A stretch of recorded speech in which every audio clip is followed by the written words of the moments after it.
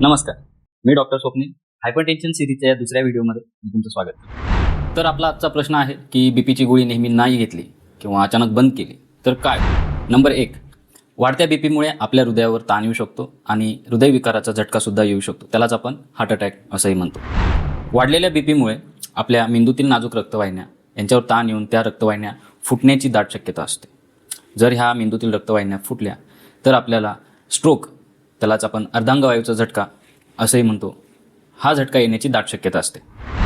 उच्च रक्तदाबामुळे आपली किडनी निकामी होण्याचे चान्सेस जास्त असतात. त्याला आपण किडनी फेल्युअर असं सुद्धा म्हणतो. वाढलेल्या बीपीमुळे आपल्या किडनीतील रक्तवाहिन्यांवर ताण येतो आणि किडनी निकामी होण्याचे चान्सेस असतात. नंबर 4, रिबाउंड हायपरटेन्शन, म्हणजे आपला जो बीपी आधी होता, गोळी बंद केल्यामुळे आता आपला बीपी पहिल्यापेक्षाही जास्त वाढू शकतो, जे की अक्षरशः आपल्या शरीरासाठी खूपच नुकसानकारक आहे.